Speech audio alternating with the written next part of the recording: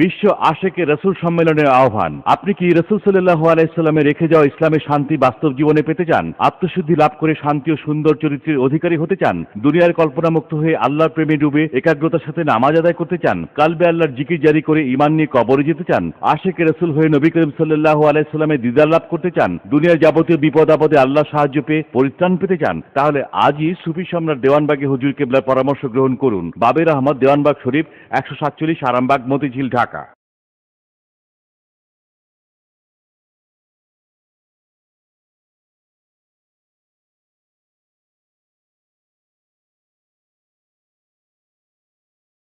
সম্মানিত দর্শক শ্রোতা মণ্ডলী, আসসালামু আলাইকুম ওয়া রাহমাতুল্লাহি ওয়া বারাকাতুহু।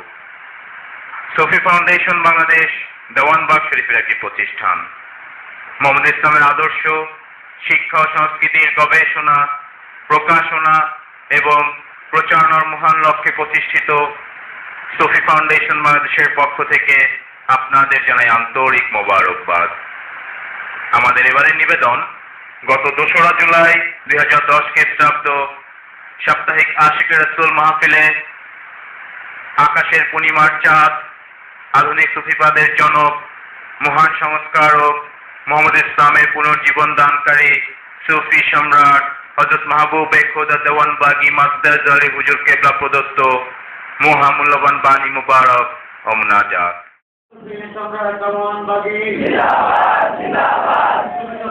পতাকা দলে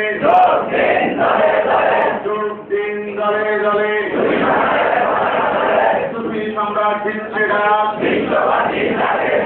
বিশ্ববাসী জাগরে যাক, অলিকুল শিরোমণি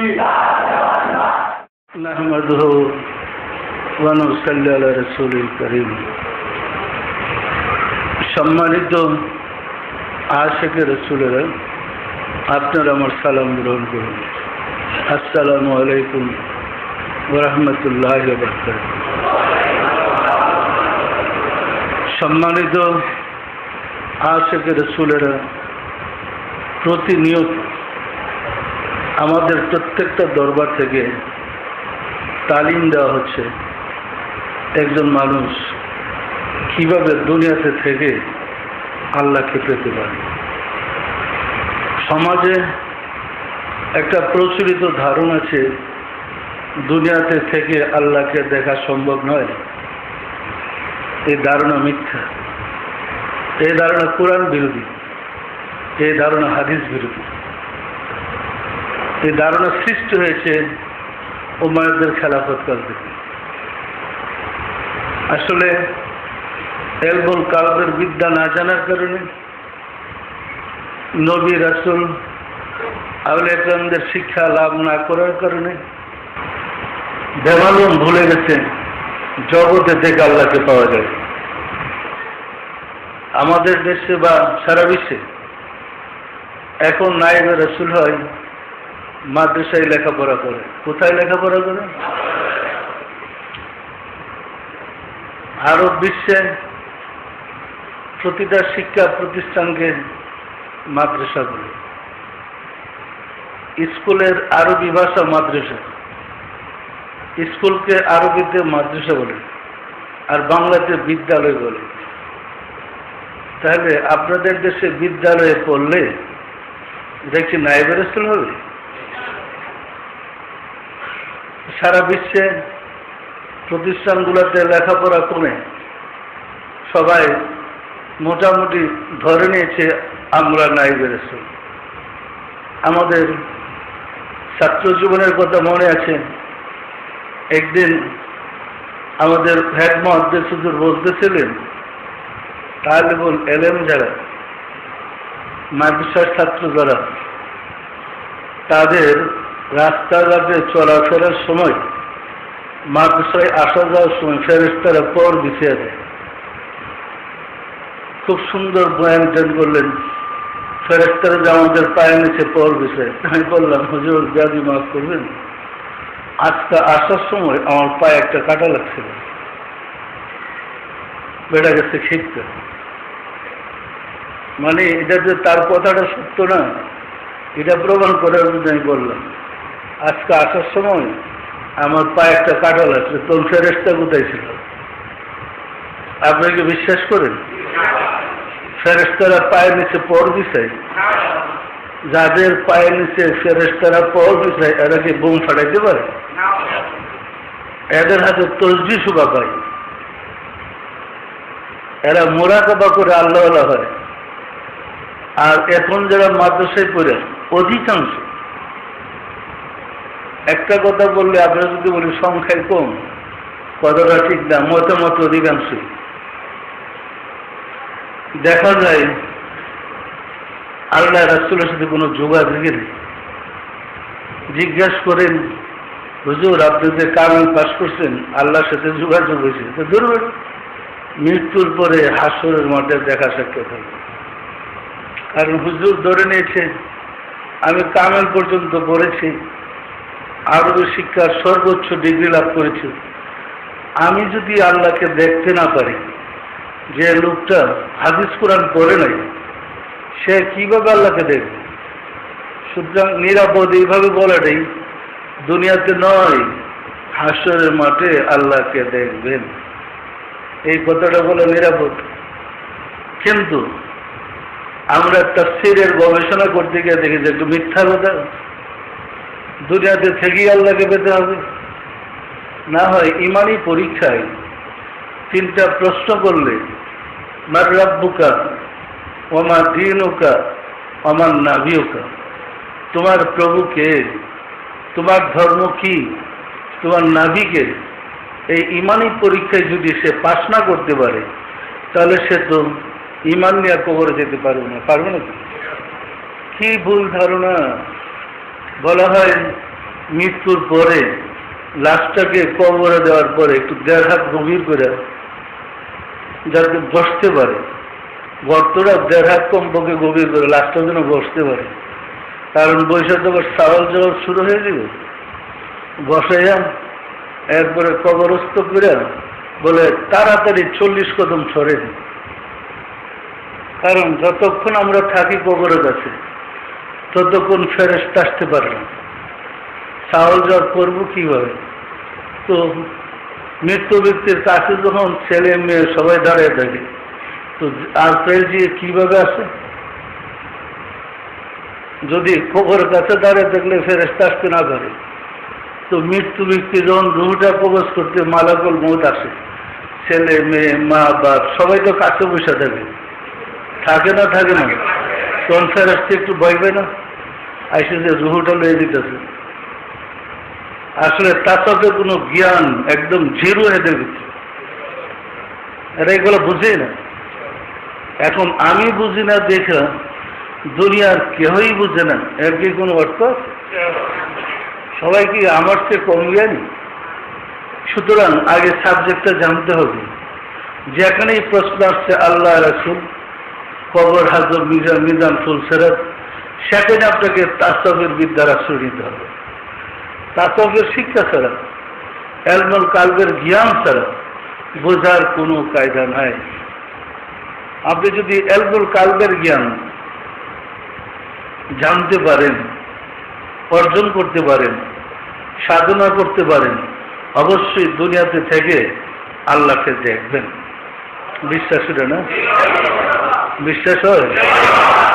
সম্মানিত আশিক রাসূলেরা, দুনিয়াতে আল্লাহকে দেখা যায় না, এই মতবাদরা প্রতিষ্ঠিত করার জন্য হুজুররা বলেন মুসা আলাইহিস সালাম দুনিয়াতে আল্লাহকে দেখতে পারে নাই, আর আপনি দেখতে লাগবেন। আচ্ছা, মুসা যে আল্লাহকে দেখতে পারে নাই কোথায় বলছে? কোরআনে কোথাও আছে নাকি? কোরআনে কোথাও আছে মুসা আল্লাহকে দেখতে পারে নাই? এই আয়াতের প্রথম অংশ, লান তারানি, কখনো দেখতে পাবে না। তবে তুমি যদি পাহাড়ের দিকে তাকাও, পাহাড় যদি স্বস্থানে অবস্থান করে অবশ্যই দেখতে পাবে। পরিষ্কার না? পরিষ্কার না? লান তারানি বলার অর্থ হল মুসা আলাইহিস সালামের সাথে আরো কয়েকজন নেতা নিয়ে গেছিলেন। 2টা মত আছে, একটা মত হলো 12 জন, আর একটা মত হলো 40 জন। ওদেরকে নিয়ে উনি গেছিলেন তুর পাহাড়ে আল্লাহর কথা শোনাবেন। যাওয়ার পরে মুসা আল্লাহর সাথে কথা বললেন। এরা কথা শুনে বলে, হে মুসা, জিনে বললো না ভূতে বললো বুঝলাম তো না, এটা আল্লাহর কথা বিশ্বাস করবো কেমনে? কি করলে বিশ্বাস করবো? যে আল্লাহর চাক্ষুষ দেখলে তার কথা শুনলে বিশ্বাস করবো। এদের প্রস্তাবে মুসা আলাইহিস সালাম বললেন, ইয়া রাব্বি আরিনি, হে আমার প্রতিপালক, তোমাকে দেখতে চাই। এটা কিন্তু মুসা দেখতে চায়নি, ওই যে 40 জন সাথে গেছে এদের কোথায়? আল্লাহ বলেন, লাম তারানি, দেখলে তুমি দেখতে পারো, এই জালেম গুলা, এই কাফের গুলো দেখবে? লাম তারানি, এরা কখনো আমাকে দেখতে পারবে না। পরিষ্কার? এরপরে বলছি, তুমি পাহাড়ের দিকে তাকাও, পাহাড় যদি স্বস্থানে অবস্থান করে অবশ্যই তুমি আল্লাহকে দেখতে পারো। এরপরে কথাটা, ওয়াকানা আউয়ালুল মুমিনিন, আমি প্রথম শ্রেণীর মুমিন হইলাম। প্রথম শ্রেণীর মুমিন হইল আনতা ইবুদাল্লাহ কান্নাকা তারাহু ফাইন লাম তাকুন তারাহু ফাইন্নাহু ইয়ারাক। প্রথম সারির মুমিন, যে তুমি আল্লাহকে দেখে চেষ্টা করো। এই যে নামাজ পড়ি বা পড়েন, তুমি আল্লাহকে দেখে চেষ্টা করো, প্রথম ক্লাসে। যদি এতটুকু স্তরে পৌঁছতে না পারেন, বিশ্বাস করেন আল্লাহ তোমাকে দেখতেছে। এই বিশ্বাস করলে আপনি দ্বিতীয় ক্লাসের মুমিন। মুসা বলেন, ওয়াকানা আউয়ালুল মুমিনিন, আমি প্রথম শ্রেণীর মুমিন হইলাম, অর্থাৎ আমি আল্লাহ দেখলাম না, না দেখে প্রথম শ্রেণীর মুমিন। কি দেখে না দেখে? ওই আয়াত টুকার করবো না, এটা কিন্তু আরেকটা, এই আয়াতের শেষ অংশ। এরপরে যখন দেখতে চাইলেন, আল্লাহ যখন আসলেন, তুর পাহাড়ে অবতরণ করলেন, নামলেন, আসলেন, বসলেন। এরপরে তুর পাহাড়টা টুকরা টুকরা হয়ে গেছে। হায় হে রে, কি যে শিখলাম, লেখাপড়া করে আল্লাহই ভালো জানে। আপনি এখনো তুর পাহাড়ে গিয়ে দেখেন কিচ্ছু ক্ষতি হয় নাই। এটা ছিল পাথরের পাহাড়, সোনালি রং ধারণ করছে, আল্লাহর নূরের আলোতে পাহাড়টা আলোকিত হয়ে গেছে। কিন্তু কিতাবে পড়ছি, তোর পাহাড়ে যখন আল্লাহ নামছে, টুকরা টুকরা হয়ে একটা টুকরা গিয়ে মক্কায় পড়ছে। ওই তুর পাহাড় মিশরে গেছে মক্কায়। যে আল্লাহর কিরকম পাওয়ারটা দেন, পাহাড় পাহাড় উলট পালট করে নিচ্ছে। এই দিকটা মশলা শুরু হয়েছে, ওই যেহেতু তুর পাহাড়ে আল্লাহর নূরের তাজাল্লা করছে, সেহেতু ওই পাথরকে, পুরানো পাথরটা দিয়ে সুরমা বানায় চুখে লাগাইতেছে। দেখেন সুরমা ব্যস্ত আছে, এটা কিন্তু আল্লাহ নূরের পাথরটা পুইরা সুরমা হয়ে গেছে। বিশ্বাস করুন, সব গাছাখুরি গল্প। তোর পাহাড় সহজতে না, এখনো বহাল যোগ্যতা আছে। তবে পাশের পাহাড়টা সে, তার চারপাশে যে প্রতিবেশী পাহাড় আছে, এটা হলো দ্বীপপুঞ্জ, চারপাশের অনেকগুলো পাহাড় আছে। ওই পাহাড়ের মধ্যে এটা 5 কিলোমিটার উঁচু। ওই পাহাড়ে আপনাদের বড় হুজুর গেছে, আমার বড় ছেলে, ছোট ছেলে তোর পাহাড়ে গিয়া ওইখানে জোহরের নামাজ পড়ে আসছে। যে জায়গায় আল্লাহ নাম ছিলেন, ওইখানে একটা মসজিদ আর একটা মন্দির আছে। পরিষ্কার না, পাথরও আনছে। আমার এখানে রুমে পাথর আছে, ওই পাথরগুলা সোনালি রং, দামি পাথর, অনেক মূল্যবান পাথর হয়ে গেছে। কারণ আল্লাহর নূরের তাজাল্লায় ওইটা আলোকিত হয়ে গেছে, পরিষ্কার। সূর্য উদয় এবং সূর্য অস্তের সময় মানুষ যখন ওইখানে দৃশ্য দেখতে যায়, এই যে পুরা পাহাড়টাই সূর্যের কিরণটা পড়লে স্বর্ণের মনে ঝিকঝিক করতেছে। আর আমরা এখান থেকে শিখতেছি, পাহাড়টা পুরা ছাই হয়ে গেছে। আছে বাস্তবের সাথে কোনো মিল? এটা কি মন গড়া ইসলাম না? ওই ইসলামই কয় আল্লাহকে দেখা যায় না। তোর পাহাড়ে আল্লাহ নূরে জেলে গেছে। আল্লাহ নার না নূর? আরবি নূর শব্দ হলো জ্যোতি, আলো, আর নার মানে আগুন। আল্লাহ যদি আগুন হয়, পাহাড় দাঁড়াইতে পারে, সেটা আমরা অগ্নি পূজা করলাম। মানে আগুনের আল্লাহরে যদি আপনি চেষ্টা করেন যে আপনি অগ্নি উপাসক, আগুনের পূজা করলেন। আল্লাহ কি আগুনের না নূরের? নূরের তো ক্ষমতাই নেই জ্বালাইতে পারে, নূর আলোকিত করতে পারে, অন্ধকার দূর করতে পারে, তার মধ্যে জ্বালানোর কোনো শক্তি নেই। পরিষ্কার না পরিষ্কার না? নূরের আল্লাহরে দেখা যায় না দেখা যায় না? মুসা আলাইহিস সালাম অজ্ঞান হয়ে গেলেন। আল্লাহ যখন তাশরীফ নিলেন, মুসা আলাইহিস সালাম দেখেই একটু জ্বালানি ব্যাপার সাথে একটু গরম মেজাজে তাই বলে না করছি, আবার ডাক্তার মেজাজটা একটু গরম হইব না, তখন একটু উনি অজ্ঞান হয়ে গেলেন। আর ওই যে বাকি 40 জন লিডার সবটি মরে গেছে, ময়রা ছিটপট মেরে বেরো গেছে।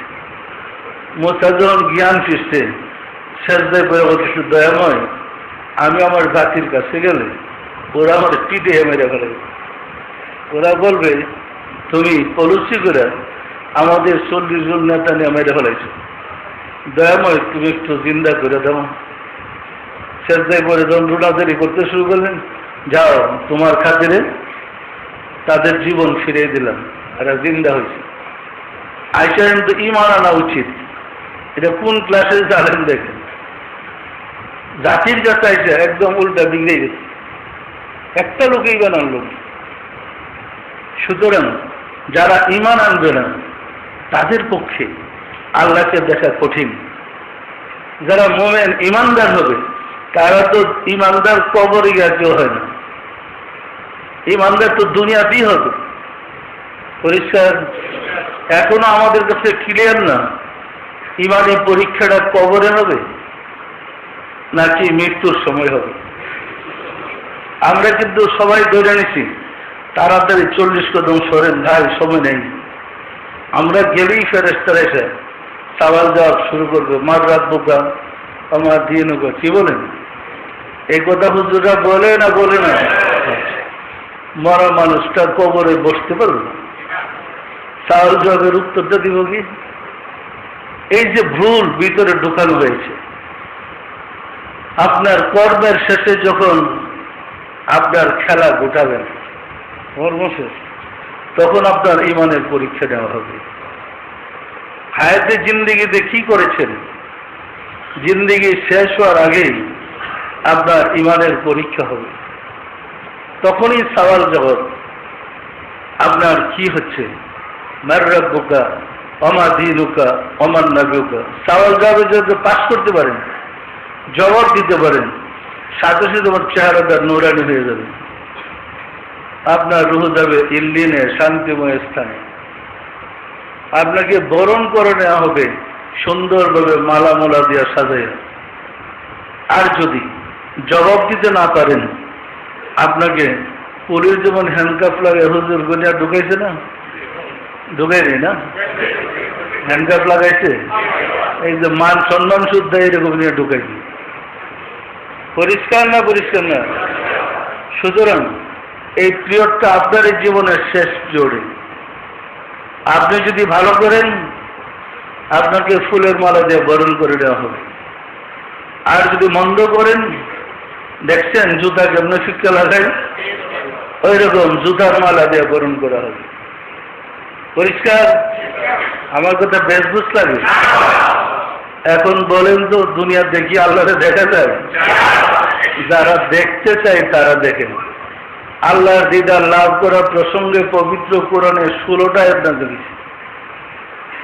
16টা আয়াত কথাটা এরকম বলছে, যারা দুনিয়াতে আমার সাক্ষাৎ কামনা করে না তারা কাফের। অন্য আয়াতে বলছে যারা সাক্ষাৎকে অস্বীকার করে তারা জ্বলন্তময় অগ্নিকুণ্ডে জ্বলবে। পরিষ্কার? তাহলে আমরা কি আল্লাহর দিদার কামনা করি না? করি না করি না? আবার একটা হাদিস শরীফ আসছে, গতকালকে দেখলাম, হাদিসটাতে এরকম বলছে যে ব্যক্তি নামাজ রোজা হজ জাকাত সব অনুষ্ঠান করে কিন্তু আল্লাহর দিদার কামনা করে না, আল্লাহ বলেন তার যা পুরস্কার দুনিয়াতেই, এরপরে আমার কাছে তার জন্য কিছু নাই। কে বুঝলেন? আমাদের মধ্যে একটা শ্রেণী আছে যারা নামাজ রোজা হজ জাকাত নিয়ে ব্যস্ত, আল্লাহর দিদার কামনা করে না। আল্লাহ বলে তাদের পুরস্কার আমার কাছে নাই। পরিষ্কার? সুতরাং আমরা কি আল্লাহকে পেতে চাই না? আল্লাহকে পেতে চাইলে আমাদের ঠিকানাটা জানতে হবে, আল্লাহ কোথায় থাকে। ঠিকানা ছাড়া আপনি আল্লাহরে খুঁজে পাইবেন? আল্লাহর ঠিকানা বাইর করতে হবে না? আগে আপনাকে 7 আসমানের উপর থেকে জমিনে নেমে আসতে হবে। 7 আসমানের উপর যদি খুঁজতে যান আপনার জীবনটা কাবাব হয়ে যাবে, জিন্দিগিতে আল্লাহরে পাইবেন না। আপনি জমিনে নামেন, জমিনের মাঝেই আল্লাহ থাকে। পরিষ্কার? যেখানে মানুষ আছে সেখানে আল্লাহ আছে। পরিষ্কার? আল্লাহ নিজে পবিত্র করে স্পষ্ট ঘোষণা করেছে, ওয়াফি আনফুসিকুম আফালা তুবসিরুন, তোমার মাঝে আমি বিরাজ করি, তুমি কি আমাকে দেখো না? ওয়া হুয়া মাআকুম আইনামা কুনতুম, তুমি যেখানে আমি মাওলা সেখানে। নাহনু আকরাবু ইলাইহি মিন হাবলিল ওয়ারিদ, তোমার শাহরগের চেয়ে আমি মাওলা নিকটে। এরকম বুড়ি বুড়ি আয়াত করে নেছে। আমরা যদি তাফসীর খান আপনাদের হাতে দিতে পারি তখন বুঝবেন ধর্ম কাকে বলে আর এতদিন কার ধর্মটা করছে। এখন তাফসীর লিখতে গিয়া আমরা পুরো ব্যাখ্যাটাই করতেছি হাদিস দিয়ে, না বলবে এটা দেওয়ানবাগের মতবাদ। আমি প্রতিটা কথা রাসূলের হাদিস দিয়ে প্রমাণ করতেছি। হাদিস দিয়ে প্রমাণ করলে তার দেওয়ানবাগের মতবাদই হবে না। কি বলেন? পরিষ্কার? সম্মানিত আশিকের, এখন আল্লাহ আপনার ভিতরে, আপনি যদি 7 আসমানের উপর গিয়ে খুঁজেন পাওয়া যাবে? ঠিকানাবিহীন। ঠিকানাই হলো মানুষের ভিতরে আল্লাহ। পরিষ্কার? সব মানুষের মাঝে আল্লাহ থাকে, বিশ্বাস না? বিশ্বাস হয় তা আপনারা আল্লাহরে ধরেন, উনি তো আপনার ভিতরেই আছেন। আপনার আমার কাজটা হলো আল্লাহ কোথায় থাকে, কোন অঙ্গের দেহের কোন অংশে আল্লাহ থাকে খুঁজে বের করে। আল্লাহ কিন্তু আপনার ভিতরে আছে। আর খুঁজে বের করার জন্য যে সাধনা, উহাকেই তাসাউফ বলে। সকল নবী, সকল রাসূল নিজের ভিতরে খুঁজে আল্লাহকে বের করেছে। তাদের জমানায় কিতাব ছিল না, কি অনেক সকল নবী রাসূল এগুলো লেখাপড়া জানে না। ওনারা নিজের ভিতরে খুঁজে গবেষণা করে আল্লাহর তথ্য বের করেছে। আপনি এরকম খুঁজেন, তথ্য বের করেন, আপনার কাছে আল্লাহর পরিচয় প্রকাশ পেয়ে যাবে। তবে খুঁজবার আগে আমাদের যে দোষ ত্রুটিগুলো আছে, যে দোষে আমাদের ইবাদত কবুল হয় না, সে দোষগুলো দূর করতে হবে। পরিষ্কার? সূর্যের আলো কিরণ দিতে পারে না যখন আকাশে মেঘ থাকে। মেঘ সরে গেলে সূর্যের আলো আর আটকে রাখতে পারে না। পরিষ্কার?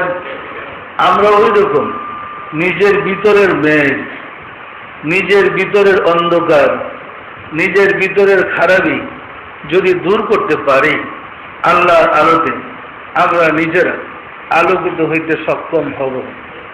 তবে এই আলো জ্বালানোর জন্যে গুরুর পরামর্শের প্রয়োজন হয়। এই আলো নিজের হৃদয়ে জ্বালানোর জন্য একজন মুর্শিদের প্রয়োজন হয়। মুর্শিদের হৃদয় থেকে আপনার হৃদয়ে আলোটা জ্বালাইয়া মোরাকাবা করে আলোটা দ্বারা হৃদয়কে আলোকিত করতে পারলেই আপনি টের পাইবেন আল্লাহ কোথায় থাকে। পরিষ্কার না? পরিষ্কার না? একজন মানুষকে 10টা উপাদান দ্বারা সৃষ্টি করা হয়েছে। সকল মানুষ 10টা উপাদান, 10টা পদার্থ, 10টা উপাদান দ্বারা সৃষ্টি।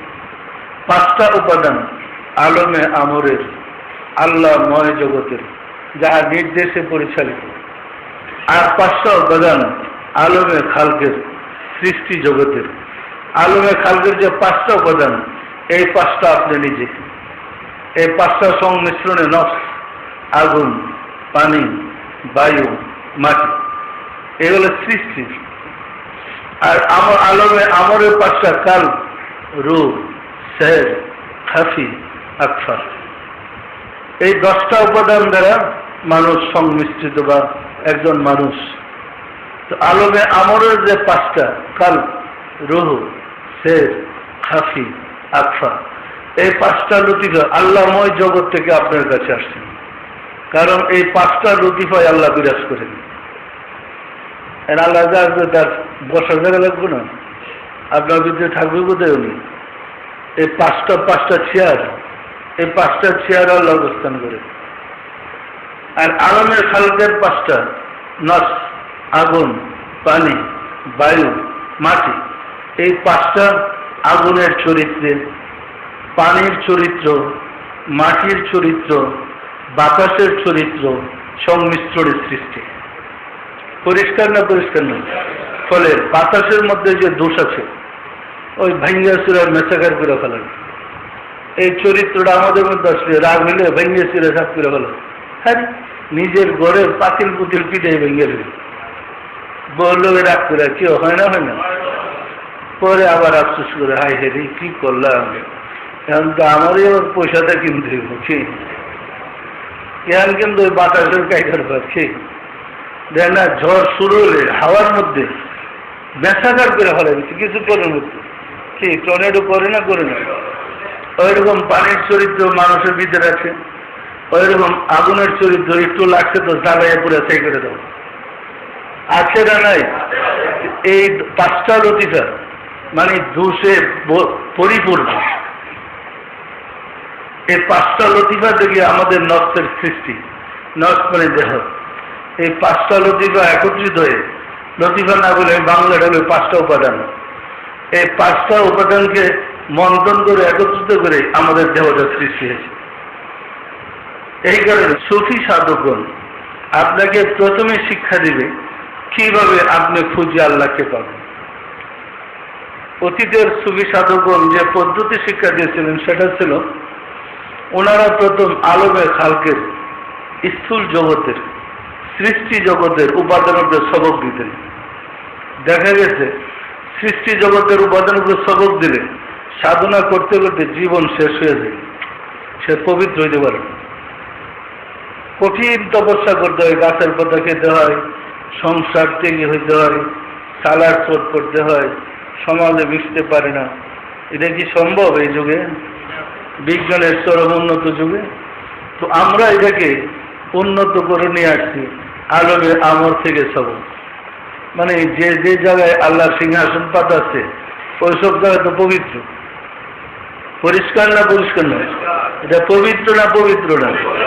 তো আমরা প্রথমেই কলমের সবকটা দিই। এটা আলমে আমরের, এটা আল্লাহর বাসস্থান। এটা যেহেতু পবিত্র, আমরা যখন আল্লাহ শব্দের বীজটা আপনার কলমে প্রবেশ করে দিলাম, দেখবেন দেওয়ার সাথে সাথে জিকির শুরু হয়ে গেছে। হয় না, হয় না? যত্ন করে যখন জিকিরটা সেট করতে পারবেন, আস্তে আস্তে কিন্তু ওরা আল্লাহর সাথে দেখা শেখে, একটু একটু নোট দেখে, একটু একটু বাতির মতো দেখে, মানে শুরু হয়ে যায়। যত গভীরভাবে আপনি আত্মনিয়োগ করবেন সাধনায়, তত বেশি আপনার মধ্যে অ্যাকশন শুরু হবে। সম্মানিত আশিকের রাসূল, এরপর আমরা কালবে, তারপরে রুহুতে, তারপরে সেরে, তারপরে খফিতে, তারপরে আকফাতে, এই মানে 5টা লতিফায় সবক দিই। এই লতিফাগুলোতে সবক দিলে, যেহেতু এটা আল্লাহময় জগৎ থেকে আসছে, আল্লাহকে তার ধারণ করে সহজ, আল্লাহ শুধু বিশ্বাসে সহজে গ্রহণ করতে পারে। আর এটা একদম উপযুক্ত বীজ বপন করার জন্য আল্লাহ শব্দের আমরা ওই 6টা লতিফা 5টা লতিফায় জিকিরটা বসে দিই, যে অল্প পরিশ্রমে সংসার থেকে হইতে হয় না, বাসায় থাকিয়া চাকরি বাকরি করেও আপনার লতিফাগুলোতে জিকির চালু হয়ে গেছে। এখন এক মুখে আল্লাহ বলতেন, এখন আপনি 5 মুখে আল্লাহ বলতেছে, 5টা লতিফা আল্লাহ আল্লাহ বলতেছে। এরপরে আমরা আগাই নফসের উপরে সবক দিতে, মানে 5টা শক্তি একসাথ করে কারণ চলো নফস আলমের খালকের ওইটার আবার পবিত্র করি।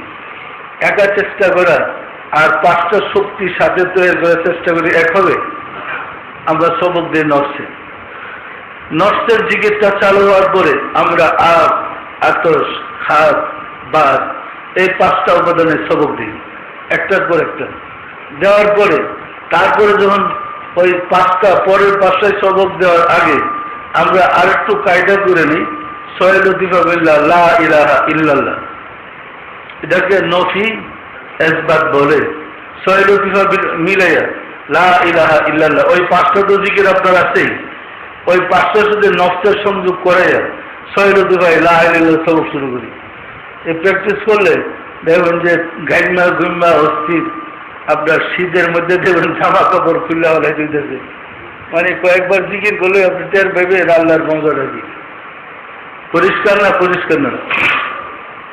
আপনার যখন নফস সহ জিকির চালু হলো তখন আমরা আর বাই আনাসের আরো যে 4টা লতিফা বাকি আছে নফস ছাড়া, আগুন, পানি, বায়ু, মাটি, ওইগুলাতে একটার পর একটা সবক দিই। সবক দিলে হালাতটা এরকম হয়, আমার কথা বুঝতে কি অসুবিধা আছে? সবক দিলে হালাত, যেমন আপনার আগুনের মধ্যে যদি সবক দিই, আপনি মোরাকাবাই খেয়াল করলে সারা শরীরে আগুনের অংশ আছে। একটা মানুষের পা থেকে মাথা পর্যন্ত সর্বশরীরে আগুনের একটা অবস্থান আছে। তখন আগুনের মধ্যে সবক দিলেই তখন তার শরীরটা গরম হয়ে যাবে। খেয়াল করলেই আগুনের যেমন তাপ লাগে, তার সারা শরীরে এরকম তাপ লাগবে, সে বুঝবে যে প্র্যাকটিস করতেছে। এরপর আমরা সবক দিই পানিতে। পানিতে সবক দিলে একটা মানুষ গোসল করলে যখন পবিত্র হয়ে আসে, মোরাকাবাই প্র্যাকটিস করলে দেখবে আসলে সে পানিতে নামে নেই, কিন্তু তার শরীরের পানির পুরো অংশটা আল্লাহ আল্লাহ জিকির করতেছে, মনে হবে যে সে মাত্র গোসল করে উঠছে। এরপর আমরা দিই মাটিতে সবক। মাটিতে সবক দিলে মাটির সারা দেহের মধ্যে মাটির যে অংশ যতটুকু আছে সব জায়গায় আল্লাহ আল্লাহ জিকির চালু হবে। এরপর আমরা দিই আগুন, পানি, বায়ুর মধ্যে। বায়ুতে যদি সবক দিই তখন সে প্র্যাকটিস করতে করতে দেখবে মনে হয় কেউ তারা বাতাস করতেছে। এই বাতাস কিন্তু আপনার ভিতরের বাতাস, বাইরের বাতাস না। প্রচন্ড গরমে আপনি সবকটা খেয়াল করেন, দেখবেন আপনার শীত করতেছে, মানে এসি আপনার ভিতরে ফিট করে দেওয়া হয়েছে। পরিষ্কার না? পরিষ্কার না? এইভাবে 10টা লতিফা জিকির চালু হয়ে ছাড়লে ওই 5টা আলম আমলের আর 5টা আলমে খালকের। এরপর আমরা সর্বশীলে সবক দিই।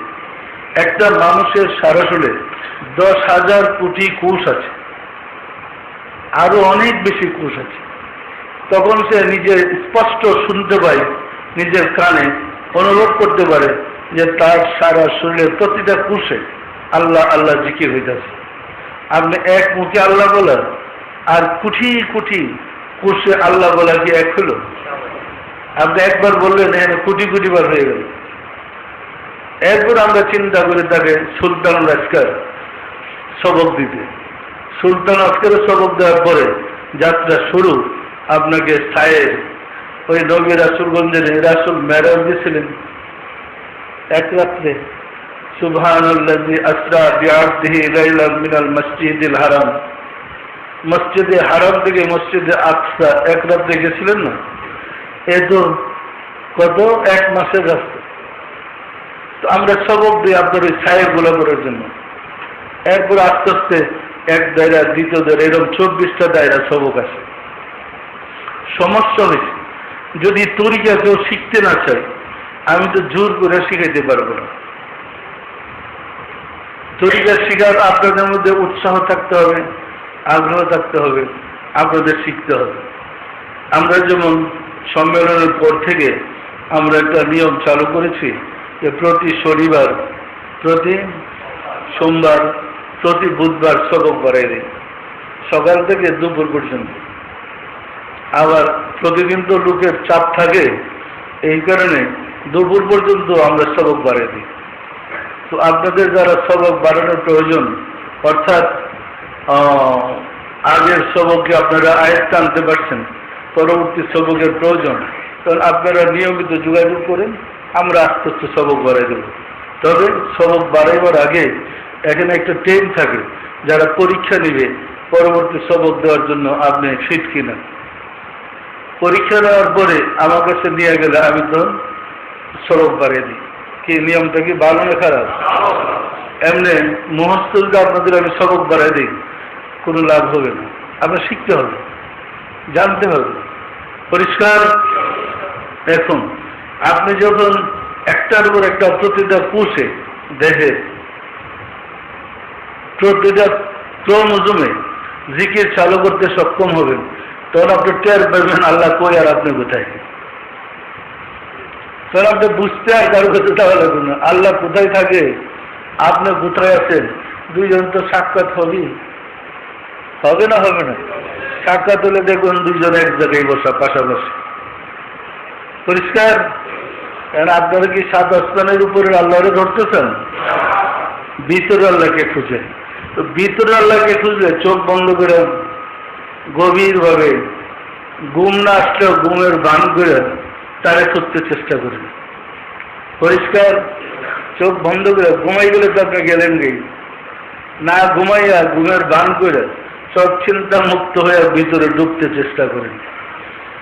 আবার ডুবতে যাবে দেখেন কিন্তু রাস্তায় বাঘবার লোক আছে, ভয়ঙ্কর জিনিস আছে। চোখ বন্ধ করে মোরাকাবা করতে গেলে ভীষণ ভয় পাওয়া যায়। আপনাদের হয় কিনা আমি জানি না, তবে হওয়ার কথা। কারণ এই মূল্যবান নিয়ামত আপনি পাবেন, আল্লাহকে পাবেন, রাস্তায় কোনো বাধা নেই। এটা কি হইল? আপনার যে রিপুগুলো আছে, কাম, ক্রোধ, লোভ, মোহ, মদ, মাশ্চর্য, এই রিপুগুলা বাঘের রূপে, কুমিরের রূপে, ভয়ঙ্কর স্বপ্নের রূপে, যার যে চরিত্রটা ওই রূপে আপনাকে ভয় দেখাবে। দেখবেন এই বাঘটা আপনার ধরতে এসে আপনি তো জ্বরে মসজিদের কদম ধরে রাখেন, ভয় পেন না, মসজিদের কদম চাইলেন না, তাহলে খাইছে। জ্বরে ধরে ডুবতে থাকেন, ডুবতে থাকেন, একসময় দেখবেন সব শত্রু অদৃশ্য হয়ে গেছে, আপনি মঞ্জিলে মসজিদে পৌঁছে গেছেন। এখন বই দেখে যদি আপনি মুরাকাবা ছেড়ে দেন, তাহলে তো আপনি লক্ষ্যস্থলে পৌঁছতে পারলেন না, এই রিপুকে অতিক্রম করতে পারলেন না। এই বাকবালককে অতিক্রম করে আপনি আল্লাহর কাছে গিয়ে বুঝতে হবে, পরিষ্কার। আমার কথা বেশ লাগে, তাসব বুঝতে কঠিন লাগে, কেউ তাসব কঠিন না জানলে তো বাজান পুরাটাই কঠিন, বুঝতে তো পুরাটাই সহজ।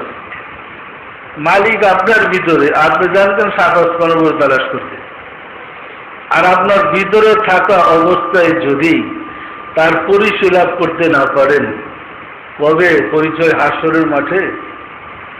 এখন আপনার ঘরের ভিতরে মালিক, এখানে তারা ফালাইতে আপনি হাসরের মাঠে তালাশ করতেছেন, এরকম বোকা আল্লাহর জগতে আছে নাকি? সুতরাং তাসব সাধনায় আপনাকে স্পষ্ট ক্লিয়ার করে দিবে আল্লাহ কোথায়, আপনি কোথায়, রাসূল কোথায়। যখন আপনার চক্ষু খুলে যাবে, অর্থাৎ আমাদের এই দুইটা চক্ষু ছাড়া আরো দুইটা চক্ষু আছে, এটাকে হৃদয়ের চক্ষু বলে, অন্তর চক্ষু বলে। ওই চক্ষু জাগ্রত হইলে সারা দুনিয়ার সব কিছু দেখতে পাবেন ঘরে বসে, যা জানতে চান খোঁজ পেতে পারবেন ঘরে বসে। এর জন্য কোথাও আপনার দৌড়াদৌড়ি করতে হবে না।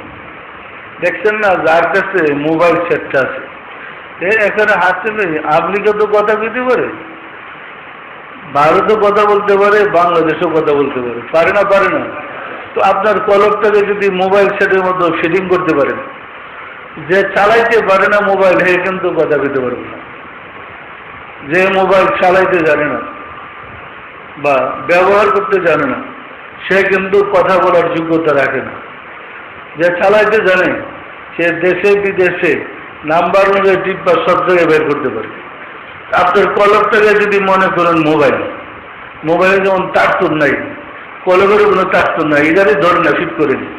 এই সুইচ টিপেন, কাকে জানতে চান, কাকে পাইতে চান, আগে চোখ সৃষ্টি করেন, সুইচ নাম্বার টিপেন, দেখবেন আপনার যাকে জানতে চান, যাকে পাইতে চান, পাওয়া যাবে।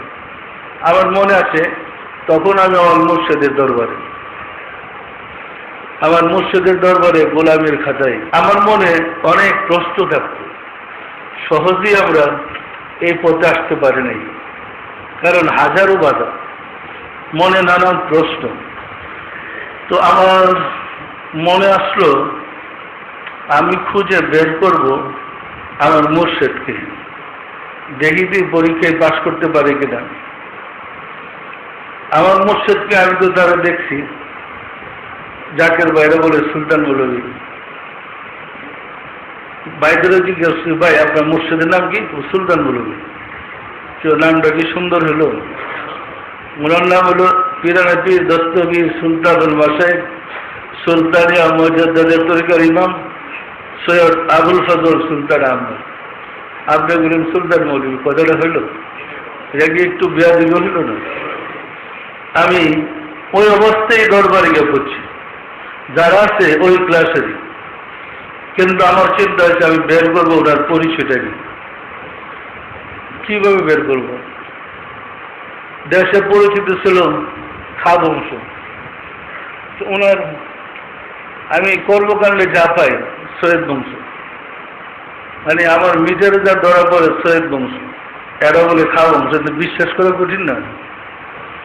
এরপরে আমার সাথে আরো 4-5 জন অন্তর্দৃষ্টি খোলা, যাদের অন্তর্চক্ষু খোলা আছে, এদের নিয়ে আমি রাত্রে ঘরে বসলাম। বসে বললাম, ভাই একটা কাজ করতে হবে, তোমরা আমাকে সাহায্য করো, আমি একটা বাবাজানের কুষ্টি বের করবো, মানে বংশ পরিচয় বের করবো। ওরা বলে কিভাবে? আমি তো সেটা তো আগেই বলবো, তোমরা আমার হলে সাহায্য করো। এই মোরাগ বললাম যে চাটা খেয়ে মোরাগ হয়ে বসলাম, রাত কিন্তু আবার হয়ে গেছে। একজন একজন করে বাবাজনের আব্বার আত্মাটাকে ডাকো,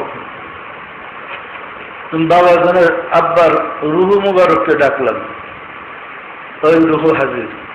জিজ্ঞেস করলাম, আপনার ছেলে মেয়ে কয়জন? বলছে।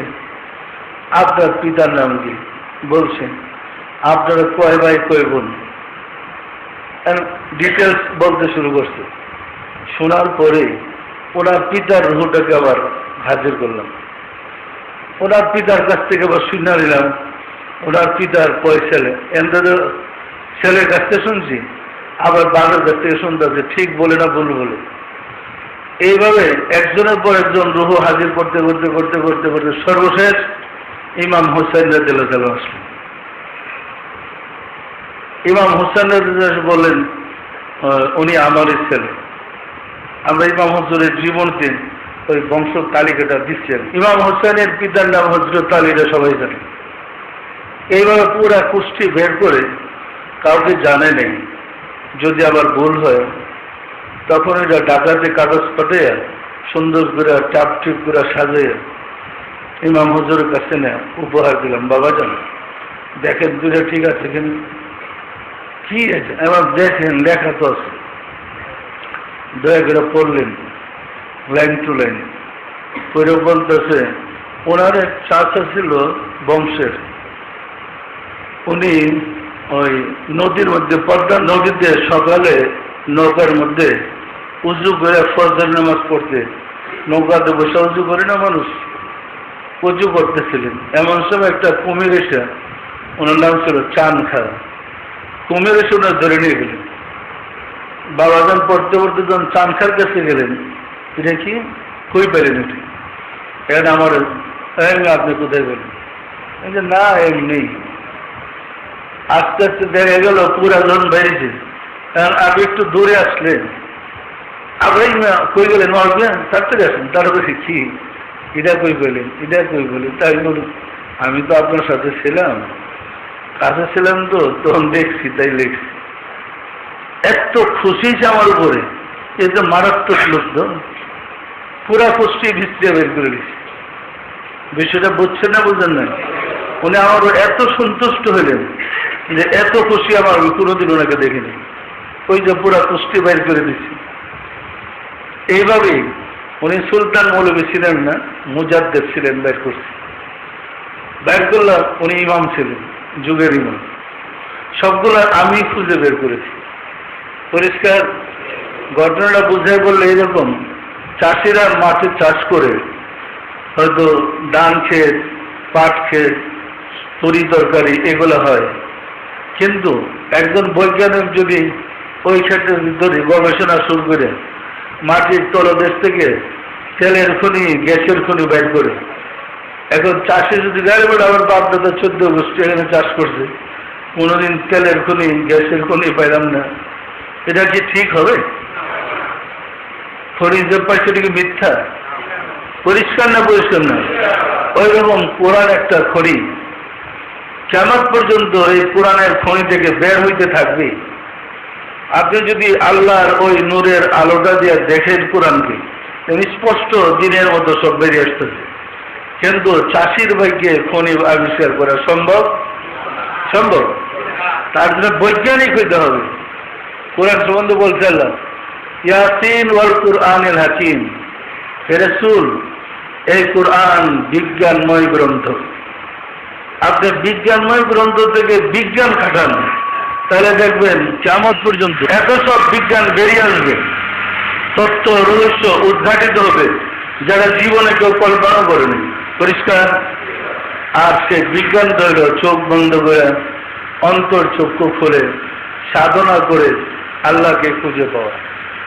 আপনি যদি আল্লাহকে খুঁজে পান আপনার মাঝে, আল্লাহ কিন্তু 1 মিনিট অবসর থাকবে না, খালি আপনার সাথে তার রহস্যের কথা, তার বেহেশতের কথা, তার কি কোথায় কি আছে সব বলতে অস্থির হয়ে যাবে। আপনি যখন বন্ধুর বাড়িতে গেলেন, বন্ধুর প্রজেক্টের কোথায় কি আছে আপনার ঘুরে ঘুরে দেখায়, অনেক কি করছে। তো রাব্বুল আলামিন আপনার বন্ধু হিসেবে কবুল করলেন, তার সৃষ্টি তত্ত্বের সব কথা বলবে না বলবে না? এটা কি কবরে গেলে কি হয়েছে? কি হাসরের মাঠে? এখন কাজটা কি? এখনই আপনাকে খুঁজে পেতে হবে। আর এই খুঁজে পাওয়ার রাস্তাটাকে তরিকা বলে।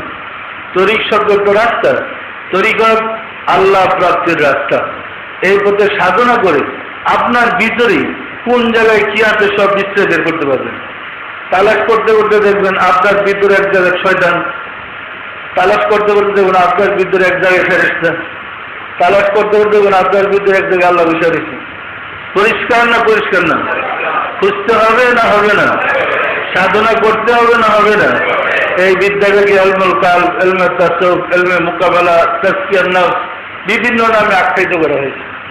সুতরাং আমরা যে পদ্ধতিতে আপনাদেরকে সবকগুলো দেই, প্র্যাকটিস করেন, প্র্যাকটিস করে দেখেন, অবশ্যই পাবেন।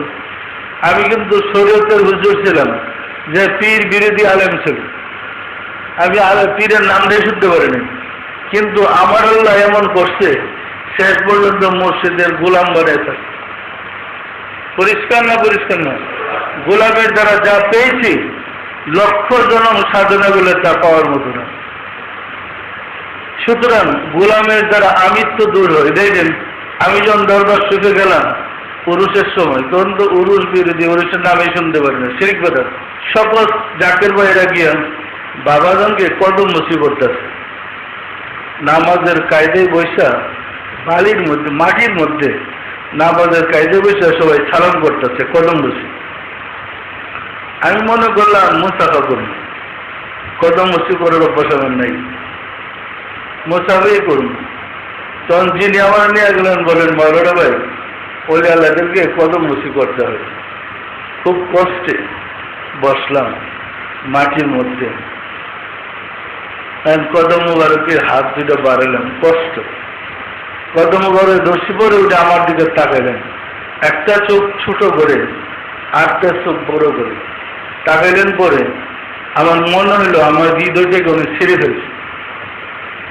চোখ দিয়ে থাকলে হৃদয় ছিঁড়া ফেলানোর ব্যাপারটা কিন্তু সহজ না। আমি কষ্ট ছিঁড়ে ফেলার কষ্ট ব্যথা উপলব্ধি করে কায়দে পড়ে গেলাম। তখন আমাকে বলেন, আসেন ওঠেন। অন্য ডাকের বাইরে সাহায্য করে ধরে উঠাইছে। বাবা যেন অনেক কথা বললেন। ওই তাকানোতে যে নিয়ামত ভিতরে ঢুকাই দিচ্ছে সেই অ্যাকশনে এখনো চলতেছে। সুতরাং এটার কোনো কুল কিনারা নাই। তিনি কি দিলেন? অনেক ডাকের বাইদেরকে অনেক লোক প্রশ্ন করে, আরে পীরের বিশেষ দৌড় পাঠাতো কি পাইছে বলে, কিন্তু আপনাদেরকে এরকম আমাকেও বলছে। এখন তাকাই আমারে কি দিচ্ছে, আমি কি বলবো? আমি কি পাইছি এটা আমি জানি, আরেকজনকে বোঝানো যাবে? এত দেখবে আমি কাইছে পড়ে গেছি, কাইছে পড়ে আমার কি হয়েছে আমি জানি। আপনারা কি পাইছেন? ইমানের জন্ম হলে টের পেয়ে যাবেন কি পান। সুতরাং মহব্বতের সাথে তরিকার কাজটা করেন। আমরা চেষ্টা করতেছি আপনাদেরকে সবক আগিয়ে নিতে, কিন্তু আপনার আগ্রহ না থাকলে আমার পক্ষে সবক আগে নেওয়া সম্ভব হবে না। পরিষ্কার? আপনাদেরকে চেষ্টা করতে হবে যে আমি সবকটা পাকাপাকি করে নিই, পরের সবকটা যেন আমি আগে যেতে পারি। পারবেন তো? সবকগুলো শিখেন। আমাদের এমন নিয়ামত আছে, যা শিখলে আপনি আল্লাহর আশেক হবেন, রাসূলের আশেক হবেন। আল্লাহ রাসূলকে পাওয়ার জন্য কোথাও যাওয়ার কোনো প্রয়োজন হবে না। পরিষ্কার? সুতরাং মহব্বতের সাথে তরিকার আমলগুলা করেন, নিয়ামতগুলা পালন করেন। সবসময় মনে রাখবেন, যদি আমাদের চরিত্রের মধ্যে দোষ থাকে তাহলে আমরা আল্লাহর নিয়ামত থেকে বঞ্চিত হব। আমি গত সপ্তাহের আগে বলছিলাম যে বাল্যকালে আমরা নদীর পাড়ে জাকি জালটা মাছ ধরতে গেছি। ওই কার্তিক মাসে পানি তো কমে, তখন নদীর পাড়ে জাকি জালটা ওই খেউ দেবে, দেখা যায় অনেক চিংড়ি মাছ, বাইলা মাছ, অনেক জাল ভরে যায়, কেউ পাওয়া যায় না। কিন্তু দুর্ভাগ্যবশত রাত্রে তো মাছ ধরতেছি, ওই খালই বলে কি দোলা বা খালই, এটা তলা বান্ধা। সারা রাত্রে এত মাছ ধরলাম, সকালে ফিরার পথে বাড়িতে একটা মাছ নেই। মাছ ধরলাম কি মাছ ধরে নাই, মাছ পাই নাই, গেল কোথায়? ওই যে খালের তুলনায় সব নদীর পাড়ে বসছে। আমরা যদি কলবটাকে ঠিক করতে না পারি, পাপ রাশি থেকে কলবকে বিরত রাখতে না পারি, তলাবিহীন জরির মতো আমাদের অবস্থা হবে। পরিষ্কার? সুতরাং সবসময় সতর্ক থাকতে হবে, পাপ রাশি থেকে যেন আমার কলবকে পরিশুদ্ধ রাখতে পারি।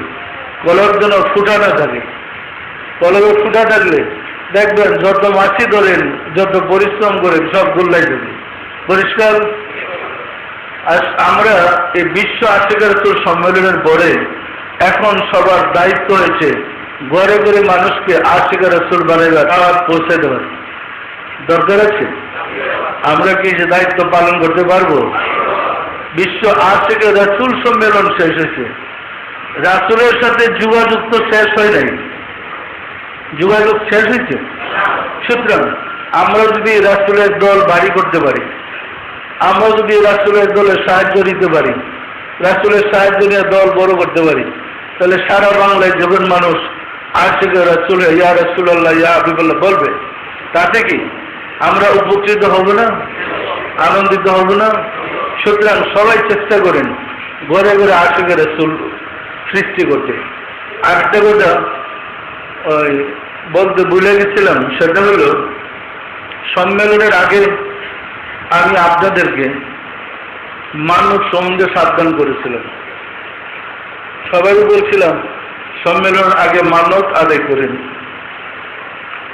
এর মধ্যে যারা আদায় করেছে আলহামদুলিল্লাহ ভালো, কিন্তু অনেকে হয়তো আদায় করতে পারে নাই, আদায় করতে ব্যর্থ হয়েছে।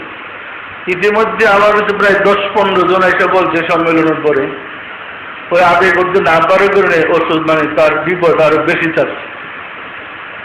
পরিষ্কার? যারা আদায় করে নাই মানে কঠিন মুসিবত চেপে গেছে, এই গজব চেপে গেছে।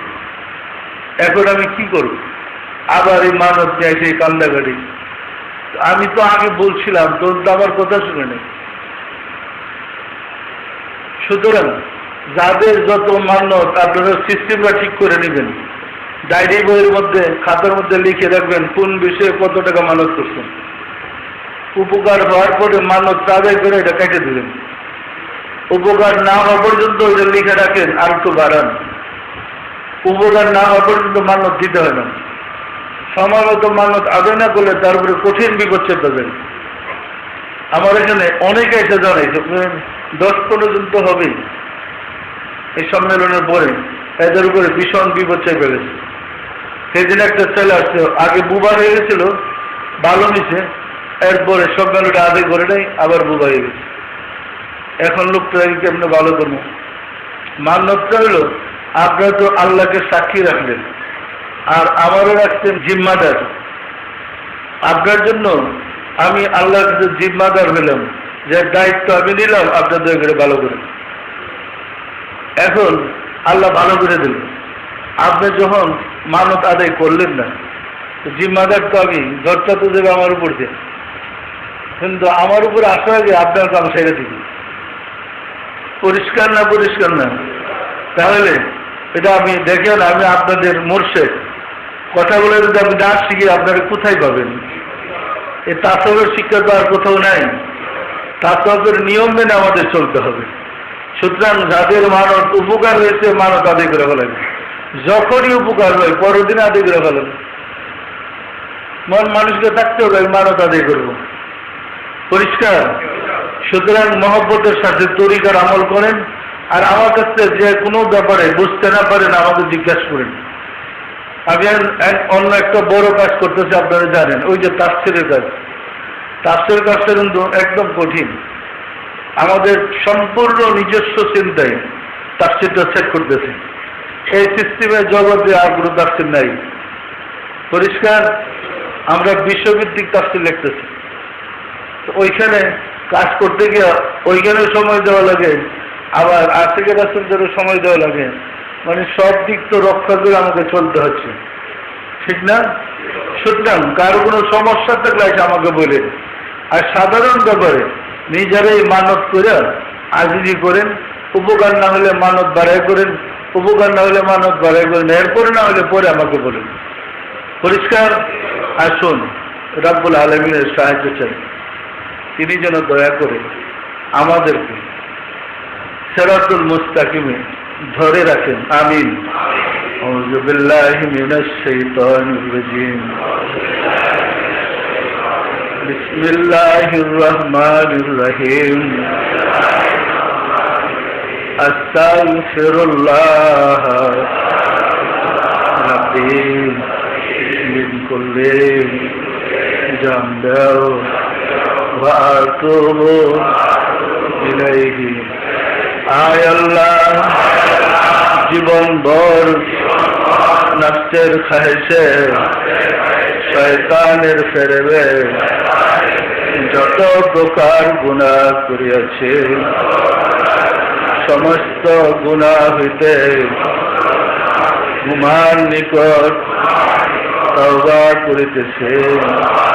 আয় আল্লাহ, দয়া করিয়া আমার তওবা কবুল করো, আমার গুনাহ মাফ করো। লা ইলাহা ইল্লাল্লাহু মুহাম্মাদুর রাসূলুল্লাহ। সবাই দিলের হাত তুলে বলেন আল্লাহ আমিন। অগল মাওলা দল খুদা, কদম কাঙ্গাল ভিক্ষুকেরা ভাবে রহমতে পবিত্র জুমার দিনে জুমার নামাজ পড়লাম, আজকে তালিম গ্রহণ করলাম, সবশেষে তোমার প্যারা হাবিবের শানে দুরুদ সালাম আর বিলাস শরীফ করলাম। তওবা করে তোমার শাহী দরবারে জোরহাত করে মাফ চাই। জীবনে যত ভুল বেয়াদবি করেছে দয়া করে মাফ করে দাও, মাফ করে দাও মাওলা। আমাদের ভুল বেয়াদবিকে মাফ করে দাও, আমাদের ইবাদত গুলো কবুল করে নাও। এর ফজিলত পৌঁছে দাও তাজদার মদিনা সরকার দু আলম হযরত মুহাম্মদ মুস্তাফা আহমদ মুস্তাফা সাল্লাল্লাহু আলাইহি ওয়াসাল্লামের হুজুরে সর্বজর পৌঁছাও। রাসূল পাক সাল্লাল্লাহু আলাইহি ওয়াসাল্লামের সম্মানিত পিতা মাতা দাদা দাদি নানা নানি আল আওলাদ ওয়াল আসহাব ওয়াজ মুতাহিরিন আল বাইতিন খুলাফায়ে রাশিদিন দের বকরে সর্বজর পৌঁছাও। খাতুনে জান্নাত মা ফাতেমা রাদিয়াল্লাহু তাআলা আনহা, সাইয়েদনা হযরত ইমাম হাসান, সাইয়েদনা হযরত ইমাম হুসাইন রাদিয়াল্লাহু তাআলা আনহুমা, যারা দিন ইসলামের জন্য কারবালার প্রান্তরে শাহাদাত বরণ করে গেল রে মাওলা, দয়া করে তাদের রূহ পাকের হুজুরে সব নজর পৌঁছাও। বাবা আদম আলাইহিস সালাতু ওয়াস সালাম হইতে রাসূল সাল্লাল্লাহু আলাইহি ওয়াসাল্লাম পর্যন্ত যত আম্বিয়া কিরাম দারুল বাকায় তাশরীফ নিয়েছেন তাদের রূহ পাকের হুজুরে সব নজর পৌঁছাও। সব নজর পৌঁছাও মাওলা। আশেকদের নয়নে খাতুনে জান্নাত সৈয়দা হামিদা বেগম রহমাতুল্লাহ আলাইহি সব নজর বসর মৌলা পীরানে পীর দস্তগীর সুলতানুল মাশায়েখ সুলতান মুজাদ্দাদ আব্দুল ইমাম শাহ চন্দ্রপুরী রহমাতুল্লাহ আলাইহি তার সহধর্মণি হযরত বরমা রহমাতুল্লাহ আলাইহি সব নজর বসর মৌলা হযরত খাজা বাউদ্দিন নকশবন্দ রহমাতুল্লাহ মুজাদ্দিদ আল ফিসানি রহমাতুল্লাহ খাজা মাইনুদ্দিন চিশতি রহমাতুল্লাহ বড় পীর হযরত আব্দুল কাদের জিলানী রহমাতুল্লাহ তাদের তরিকার সিলসিলায় যত পীর ওলি গাউস কুতুব तमाम পৃথিবীর মোমেন মোমেনাত যে যেখানে ইন্তেকাল করিয়াছেন মাওলা দয়া করে তাদের আরওয়াহ পাকের হুজুরে সব নজর বসাও। আমরা ভিক্ষুকেরাই যারা তোমার শাহী দরবারে হাত উঠাইলাম আমাদের আপন আপন গর্ভ ধরণী মা জননী জন্মগত পিতা মহাভদ্র স্ত্রী শ্রদ্ধেয় শ্বশুর শাশুড়ি দাদা দাদি নানা নানি খালো খালা ছেলে মেয়ে চাকরাবা যে যেখানে ইন্তেকাল করিয়াছেন মাওলা দয়া করে তাদের আরওয়াহ পাকের হুজুরে সব নজর বসাও। আর যারা জগতের বুকে বেঁচে আছে এর প্রতি রহমত নাযিল করো মাওলা গো, ঘরে ঘরে আশিকে রাসূল বানিয়ে দাও। আশিকে রাসূলদের বিপদ আপদ বালা মুসিবত অভাব অনটন দয়া করে দূর করে দাও মাওলা গো। আমাদের হৃদয়ের কালিমাকে দূর করে দাও, আমাদের হৃদয়কে তোমার নূরের আলো দ্বারা আলোকিত করে দাও, আমাদেরকে সিরাতুল মুস্তাকিমে ধরে রাখো। সর্বাবস্থায় যেন আমরা সিরাতুল মুস্তাকিমে থাকতে পারি সুযোগ করে দাও। আমিন। লা ইলাহা ইল্লাল্লাহ মুহাম্মাদুর রাসূলুল্লাহ।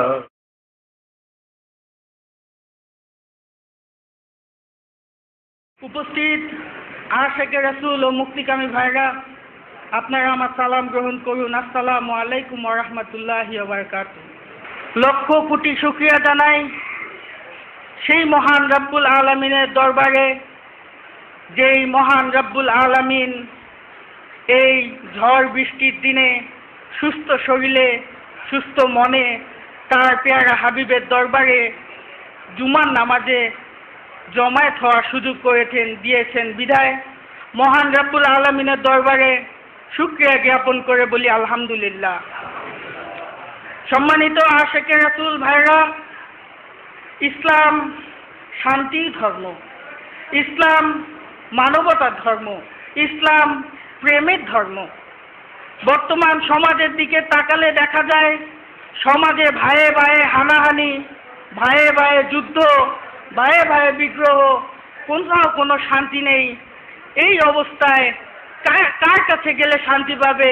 মুসলমানরা এখন বিপদগ্রস্ত হয়ে খুঁজছে সেই মহামানবকে যার কাছে গেলে শান্তি পাওয়া যায়। বর্তমান যুগের দিকে তাকালে দেখা যায় কোথাও কোনো শান্তি নাই, নিজেদের মধ্যে হানাহানি, নিজেদের মধ্যে কাটাকাটি, শান্তি কোথায় পাবে? নিশ্চয়ই আল্লাহ প্রত্যেকটা যুগে কোনো না কোনো মহামানবকে প্রেরণ করেন, যিনি শান্তির বার্তা মানুষের কাছে তুলে ধরেন, যিনি আল্লাহর পরিচয় মানুষের কাছে তুলে ধরেন। সম্মানিত আশিকে রাসূল ভাইরা, বর্তমান সমাজের দিকে তাকালে দেখা যায় কোথাও শান্তি না থাকলেও যেই আশিকে রাসূলেরা, যেই দেওয়ানবাগির প্রেমিকরা আজ বিশ্ব আশিকে রাসূল সম্মেলনে এই অবস্থায়, এই বৃষ্টি বাদলে কিসের জন্য এই বৃষ্টির মধ্যে দাঁড়িয়ে দাঁড়িয়ে রাহমাতাল লিল আলামিনের প্রেমে হাবুডুবু খাচ্ছে, তারা কেন এই এত বড় ঝড়ের বৃষ্টির মধ্যেও এক পাও এদিক সেদিক হলো না? দেখলে কি বোঝা যায় না? সম্মানিত আশিকে রাসূল ভাইরা, প্রত্যেকটা আশিকে রাসূলের হৃদয়ে ছিল প্রেম, প্রত্যেকটা মুমিনদের হৃদয়ে ছিল মুর্শিদের ভালোবাসা। এই জন্যই তারা এক পাও লড়ে নাই। এই বিশ্ব আশিকে রাসূল সম্মেলনে আসাতে মানুষের কি এটা বোধগম্য হয় নাই যে এটা যে সত্যি আশিকে রাসূলের ধর্ম? এই আশিকে রাসূলরা এত চরম বৃষ্টির মধ্যেও যখন রাহমাতাল লিল আলামিনের প্রেমে, যখন মোর্শেদের প্রেমে হাবুডুবু খেয়ে ডিউটি করলো, তাদের যার যার দায়িত্ব পালন করলো, তখন রাহমাতাল লিল আলামিনের উসিলায় দয়া করে রাব্বুল আলামিন আমাদের জন্য নতুন করে একটা বাজেট পাশ করলেন। আমাদের মহান মুর্শিদ বলেছেন, এটা কিন্তু সাধারণ কোনো বাজেট নয়, এটা কিন্তু এক্সট্রা অর্ডিনারি আমাদের জন্য দেয়া হয়েছে, শুধু কেবল আশিকে রাসূলদের জন্য।